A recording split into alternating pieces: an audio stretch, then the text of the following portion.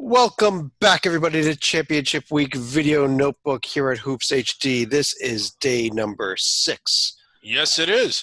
I'm your host, Chad Sherwood, and from the Puppet Bunker in Frisco, Texas, we have David Griggs.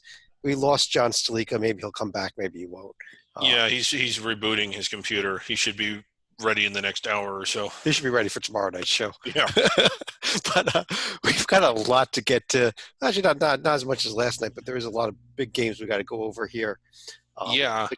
Go ahead, David. Well, I was just going to say, not nearly as busy of a day. As great as yesterday was, it was kind of exhausting trying to keep up with everything. I kind of like this when you never really have 2 or 3 more games going on at once. Yeah, you can actually have like all the games on if you have just like a couple Yeah. computers and a TV or something, which as opposed to trying to figure out which game I'm supposed to be watching right now because it's coming up with a close finish or whatever.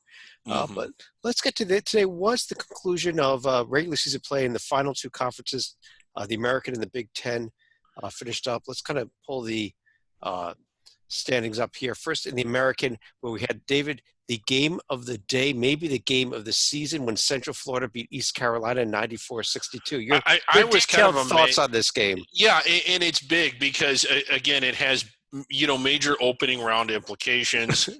Tulane was a really big year, hoping to get a slightly more winnable game, get to the quarterfinals, Ron Hunter in his first season. But, I mean, just, again, and it embodies what we've seen out of this conference all year long. Just great basketball. But seriously, we saw Houston. The 2 notable games in the American were Houston's win over Memphis, which probably all but put Memphis in a spot where they've got to win the American to get in, and Wichita State takes down Tulsa, which prevented Tulsa from getting sole possession of first place and killed my chances to make that argument for the Tulsa at-large bid next week on the virtue of their first place finish. Now they're in a 3-way tie, so they have a case. It's a weak one, but I'm sure they'll. Would have been interesting if they'd won today's game. That's all I got to say. Oh, it would have been. Yeah. But Wichita, much needed win actually for the Shockers, who I Really think are on the right side of the bubble right now with this victory. Yeah, kind of disappointing in conference play and kind of surprisingly disappointing, 11-7, but I agree. I think they're on the right side of the bubble. Also finished up play in the Big Ten where, David, we are not going to discuss Minnesota's thrilling 107-75 victory over Nebraska, but we did have 3 other important games, actually. Maryland knocks off Michigan, Michigan State over Ohio State, and Illinois over Iowa. And we end up with a 3-way tie for first place in the Big Ten Conference as a result of all that. Yeah, 2 of the teams, not a surprise. One of them sort of is in whiskey. They clinched at least a share yesterday. And the number 1 seed in the Big Ten Tournament. Right, after all the tiebreakers. So, but Michigan State is they've had a fantastic couple of weeks, maybe a better couple of weeks than anybody else in the country, with beating multiple protected seeds away from home and playing their way up to a first-place tie. Going into this tournament, is there anybody you like more than them to win? I mean, they're just on fire right now. I think absolutely is it. And the tournament, you know what? I'm going to quickly jump over here, and I want to put the Big Ten Tournament up on the screen. So I'm going to have to put this down for a second here, David. Yeah. Give me a couple of seconds of filler because I did not prepare for this. But let's get this right back on up.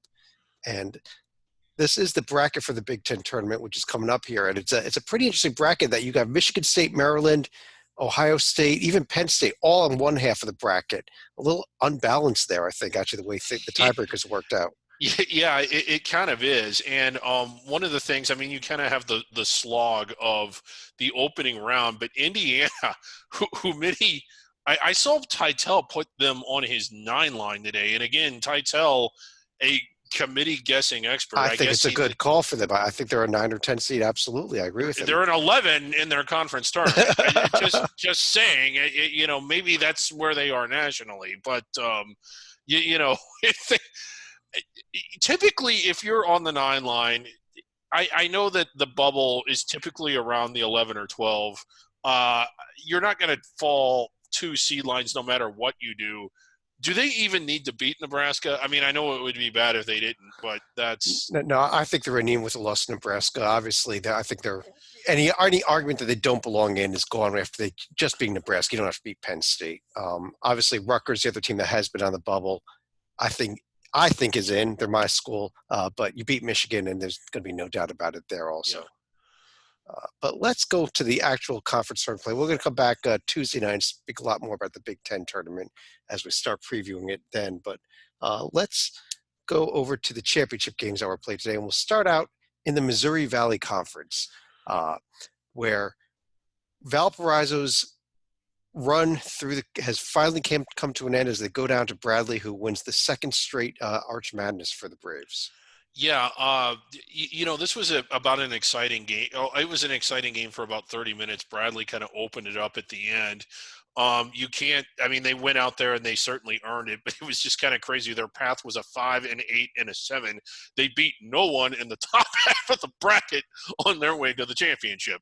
So wasn't that sort of the case last year? Did the bracket collapse, or did they pull off a big upset? I think the bracket collapsed a little bit for them again also last year. I don't recall the exact matchups. Research that. We don't research on the show. We just do it. Yeah, we don't research on the show, but Bradley winning the auto bid, and that is the rule, but not beating anyone in the top half of the bracket to do it. Well, I suppose the 5, it is a 10-team league. Well, no, they didn't pull an upset. They were 4-5, 4-8, 4-7. Yep, and and of course the Northern Iowa question is going to be a question that's going to be debated for the next week with people yelling they belong in. I don't think they do. I really don't. I'd love to see them get in, but that's where I'm at. I don't know. I haven't done a seed list. I know that I have to do one before tomorrow. I don't know where they'll fall on it because I haven't done it yet. But I'm with you. I would like to see them get in, but it is a hard case to make. We also had the championship game in the let's go to the Big South next tonight, where at Winthrop was Winthrop and Hampton, and Hampton was in there for a while, but again, kind of like the MVC game, Winthrop was able to put it away towards the end, towards the last 10 minutes or so. Yeah, Hampton really jumped out early. I think they had a double-digit lead, early on in the first half, but Winthrop battled back and then got control in the second half and got the automatic bid. And I know that they were the second seed, but overall, when you look at the entire season all the way back to November, I think Winthrop is the best team. And the most, if anybody's going to make a move in the round of 64, it's going to be them. Still a really good showing for Hampton in this tournament, and really throughout the year, they're kind of fitting right in. At first, I thought they were. It was just kind of hard to envision them in the Big South, but I mean they've made themselves kind of at home rather quickly here. I think they're a good fit. Yeah, I agree with you. Winthrop, of course, the team that won at St. Mary's at the way back in November, so. They've shown they have the ability to beat tournament caliber teams. If you think St. Mary's is a tournament caliber team, which is a debate for tomorrow night. Our third championship game today was in the Atlantic Sun, which was Liberty and Lipscomb, and this was just not a game. It wasn't. Liberty crushed them. Yeah, we've been real critical of Liberty pretty much all throughout the year. Largely because I think we were just expecting more of them than what they were showing. We expect them to do the things that they did today. Now, their style doesn't really, play up to that, but they took care of business and took care of it the way you're supposed to take care of it today. And so, congrats to the Flames. And they are going to be a very dangerous team, whoever they match up with. I think this was their 30th win, if I'm not mistaken. Yes, it was. 30. Okay, 30. So it was at least 30. So entering. There are not going to be too many teams with that many wins coming into the tournament. Dayton hasn't gotten to 30 yet. It was semifinal day today in the Patriot League, where we saw kind of a snoozer in the Colgate-Lafayette game. But the first game between BU and Bucknell was a pretty good one, and Bucknell was able to hang tough and really had a chance to win this one at the roof there, David. Yeah, kind of a snoozer at first. Boston U had a comfortable lead early, but Bucknell came back, had a chance to win. And, as they were coming back, I'm like, oh, Bucknell's going to do it. They're going to play their way in, but not to be done. But Boston U Colgate should be a fun championship game. Yeah, it should be. That'll be coming up Wednesday night here, and that'll be at Colgate. Yeah.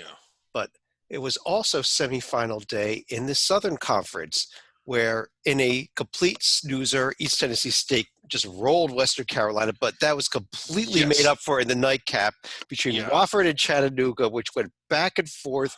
And Storm Murray from Wofford at the buzzer hit the shot with, what was it, 2 seconds left, 1.5 seconds left to give Wofford the win and advance them to the finals tomorrow night, 7 p.m. ESPN, the only championship game tomorrow. Right, and this was just an exciting game. It was a fun game to watch. It seesawed back and forth. So, nice win for Wofford, the 7th seed who had played really well, lost a lot of close games, but getting it done in the tournament. I guess the big question here is, has East Tennessee State done enough? I would argue that they have. They were the first place team. They played their way into the championship. And they did what they needed to do in this tournament, which was win the first 2 games by a blowout if they're going to need an at-large bid. They didn't do what Northern Iowa did, lose in the quarterfinals, for example. Right, but they're going to have their hands full against a Wofford team that's playing at a high level after kind of taking most of the year to get there, but they're there. And a little fact here, David. Wofford, this will be the 6th time they've played in the Southern Conference Tournament Championship game. They're 5-0 so far. Really, I did not. That's good trivia. I didn't know that. So. Yeah, so I think this is going to be a hell of a game tomorrow night, and I am not going to be shocked one bit, despite their 7th seed, if Wofford wins this event. Yeah, it should be a great crowd. I mean, this is a good tournament, kind of one of the gems. Yeah, not that far from Johnson City, where East Tennessee State is. I guess not that far from Wofford even. It was also quarterfinal round day in the Colonial today. Yep. Our colleague John Titel was there. He's got a post on the website. You can read all about it and what they fed him and everything else. He's writing about the food. As far as the game goes, let's start at the top there. Hofstra just rolled Drexel, as we kind of suspected, but Delaware, a bit of a surprise. Had College of Charleston, had them fairly easily in the top half there, David. Yeah, they did. This game was close for a while, but Delaware clearly the better team. Nothing against Delaware, but I think the bigger surprise was just College of Charleston not showing up and not finishing the job. They fell apart the last month or so of the season. They really did. And Earl Grant, a fantastic coach. He's done extremely well there. It was just kind of shocking to see them kind of fall apart like that. Bill and Mary, you kind of hated to see them go. You always hate to see them go because every year you're kind of asking yourself, will this be the year? Yet again, the answer is no. And then Northeastern looking pretty good here, Chad. They got a pathway to the championship game. They were my pick to win this tournament. Yeah, you know what? Northeastern was a lot better team this year than the 6th seed that they ended up with. So that one, I think we all picked them to win that game yesterday. The Elon William Mary upset, we didn't pick, although William Mary's been off and on all season. They've had times this season when they've lost head scratchers, and this was kind of it again. But now we've got coming up tomorrow night, doubleheader: Hofstra versus Delaware and Elon versus Northeastern. David, you got a pick for these 2 games? Yeah, I'm sticking with. I guess the chalk. Northeastern. with Northeastern being the 6th seed, but I'm going Hofstra and Northeastern. Hofstra, Northeastern. I like that pick. I think that Delaware is going to give Hofstra a game, though. Do not count. This Delaware team has a lot of depth, a lot of scoring. I saw them play Delaware State earlier this year, and this is a very young team as well. I think it's going to be very dangerous come next season, and if these kids are starting to gel right now. You might remember, David, Delaware was one of the last undefeated teams remaining way back in November and December. Yeah, they were. I mean, kind of against a bubblegum schedule, but not entirely, though. They won those games out in Hawaii, including a game against Hawaii. So, they're capable of playing pretty well. I just don't think that they get – but I agree. They could give Hofstra a game, but I don't think they're going to ultimately win it. Last games that were on today was the last 2 quarterfinals in the Summit League. Oral Roberts – and Omaha was close for about a half, and then Oral Roberts just put him away. Oh, man. Whereas on the other hand, North Dakota got out to a big early lead on South Dakota. South Dakota stormed back and took a nice size lead on North Dakota, who then stormed back again and ended up pulling out a last-second victory here in what was a real fun game to end the game. Just real entertaining to watch. This tournament seems to always deliver, and we've seen, 3 really, really good games down to the final play in 3 of them, really. And 74-71, what happened was South Dakota had a chance to win on what would have been the final possession. They ended up not scoring and then fouled with less than a second to go to get it to. But it was really, for all practical purposes, a 1-point game. It was back and forth the last minute. It was a ton of fun at the end of that game, and we now set up a game here. North Dakota State Oral Roberts is the early game tomorrow. Fort Wayne and North Dakota in the late game. We're not going to get the right. We were hoping for a South Dakota State, South Dakota, really the winner to face North Dakota State. We're not going to get any of that. But the big question is, 2 of the top 3 seeds have already gone down. North Dakota State struggled in their quarterfinal. Are they in trouble with Oral Roberts tomorrow? I don't think so. But maybe. That would blow this whole thing up entirely. Yeah, I know. I think Fort Wayne, North Dakota, just, could be a real good game also. And David, I want to just throw something out here. As you see, we have a 6 versus 7 semifinal there in the Summit League. Yeah, I know. Let me bounce back. We have a 6 versus 7 semifinal of the Colonial. Wow. Let me bounce back. We had a 6 versus 7 semifinal of the Southern today. Let me bounce back again. We also had one in the Missouri Valley. That is 4 now this year, David. 6 versus 7 semifinals, and only, I think, 11 conferences that have reached the semifinal stage so far. So that is shocking. But one of the things you got to love about the Summit League is that it has Oral Roberts, which is in Tulsa, Oklahoma, and Omaha, which is in Omaha, and Fort Wayne, which is in Indiana. Very mountainous Summit areas in some of these places. Let's move on to games that are coming up tomorrow that were not conferences that were not in action. They're going back into action, and let's start with the Horizon League, which is, forget about all that nonsense on the Tuesday and Thursday. We are now down to a regular bracket, 4-team bracket in Indianapolis with the 2 semifinals. Wright State gets UIC, Northern Kentucky versus Green Bay. I think we're going to see chalk tomorrow, David, but do you? Yeah, I agree. UIC all over the place, very schizophrenic. They're capable of playing really well. So Wright State wants to take them seriously. And Green Bay capable of playing well too, but no, I think it's the chalk. And I think the rivals in KU and Wright State end up meeting in the final. And do we have John Salika with us? I don't know. Do you? Yeah, wow, we do. John Salika is with us. John, we are already out to the previews of tomorrow, but welcome to the show. We were just finishing up with the Horizon League, so let me throw this out to you also. Do you see any upsets in either 2 Horizon League semifinals tomorrow? I suppose you could call them upsets, even though Illinois Chicago has already beaten Wright State on the year, and Green Bay has already beaten Northern Kentucky right here. I do think it's ultimately going to be Wright State and Northern Kentucky advancing, but if I had to pick a team more likely to give a scare, probably would be Illinois Chicago here against Wright State. All right. Let's move on to the West Coast Conference, and let's actually step back to last night because we ended our show before what ended up being one of the best games of the day. The day was played. Quite honestly, I slept right through it because I could not make it through a double overtime that ended at 3:30 in the morning with daylight savings time. But St. Mary's somehow survived Pepperdine late last night, David. Yes, and now we have to endure, or I do, St. Mary's.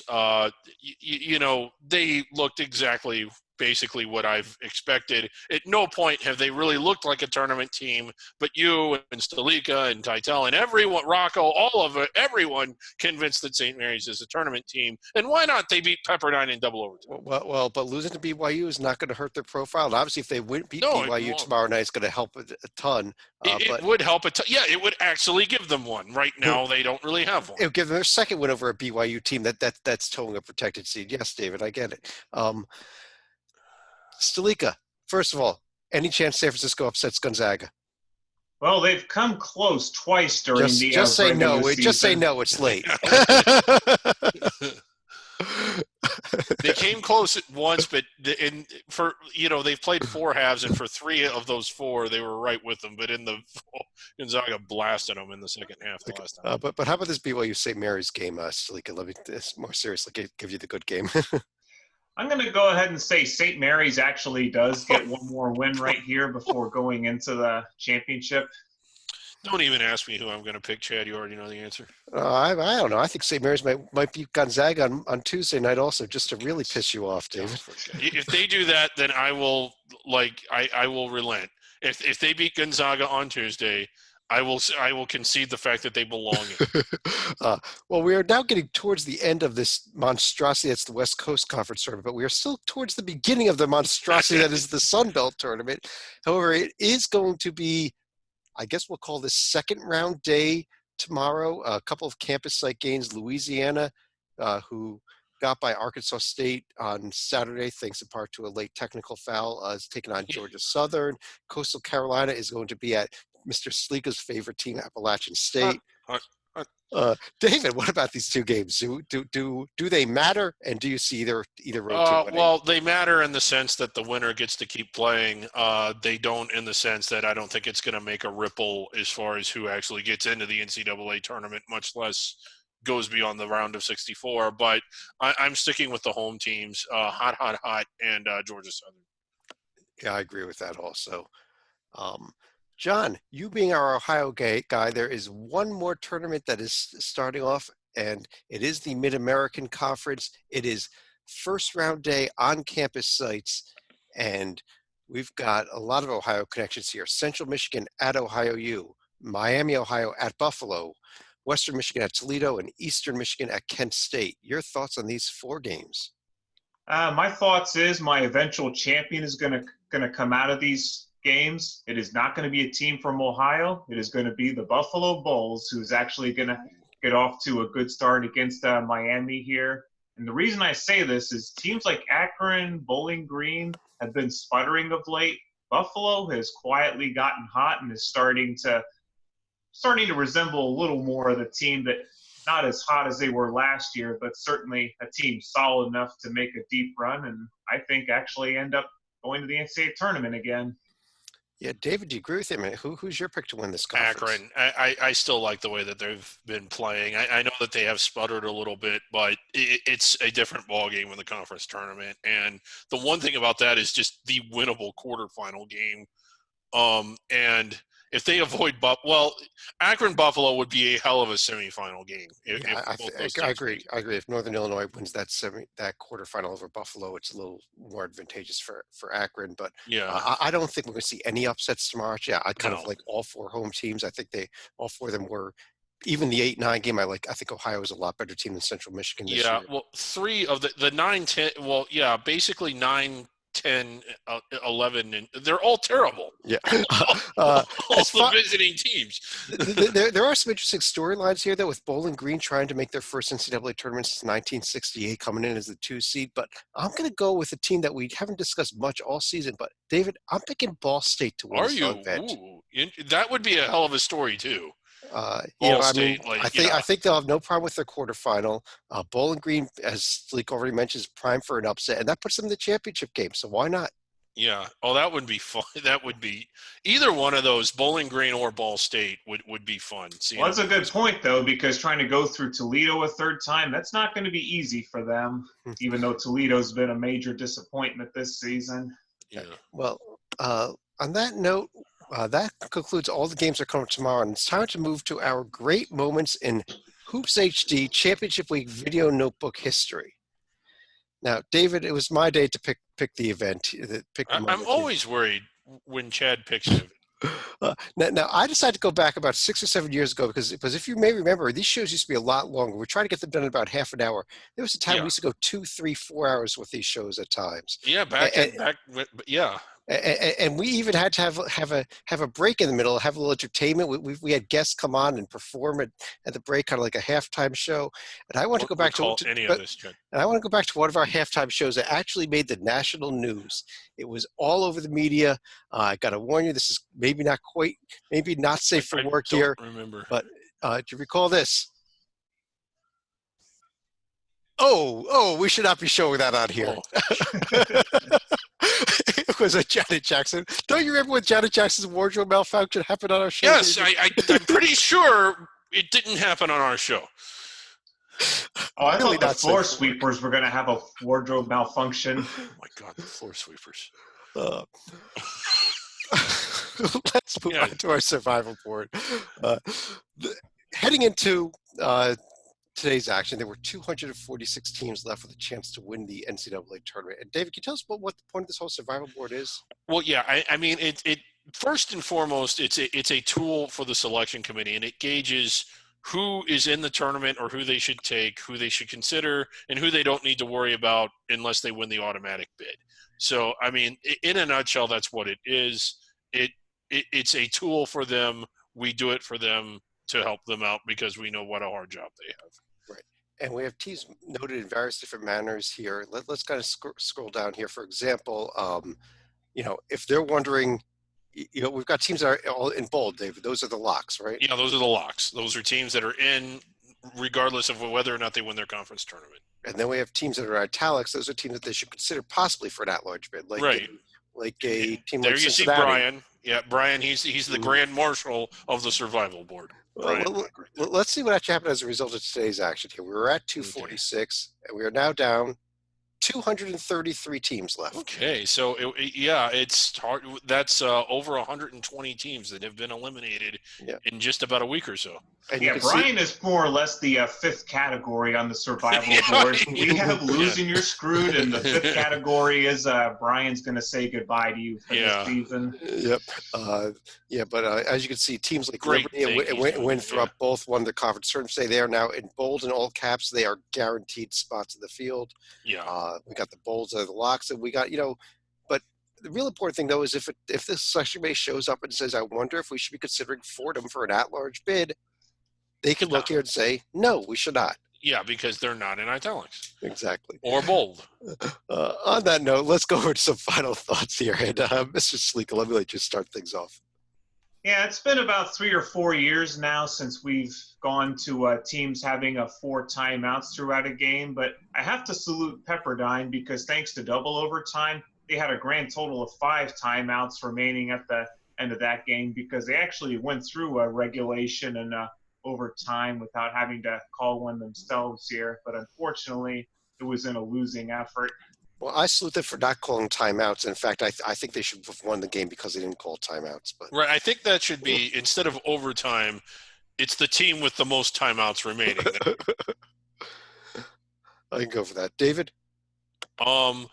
Again, it's hard to believe that championship week is essentially half over. I guess we're getting into the more of the showcase part of championship week, which is great as well. I mean, all the conference tournaments are great, but there's something to be said. And I know that not all of the under the radar conferences are done just yet, but I kind of always miss the first half of championship week, like doing every year that this show, the Sunday night of championship week. It's always like, man, we watch those teams all year, and you kind of hate to see their conference tournament ends. It's just another reminder that the season's almost over. But we've still got a lot of fun left to have. We've got a ton of fun. This is just going to be a great week, these last 7 days here. But on that note, I do want to thank everybody for joining us tonight. We'll be back tomorrow night. We're going to do a bracket rundown podcast probably early on in the evening and have a video notebook after that late BYU St. Mary's game. But on behalf of John Sleeka and David Griggs, I'm Chad Sherwood. Thanks for joining us. I'll talk to you again real soon.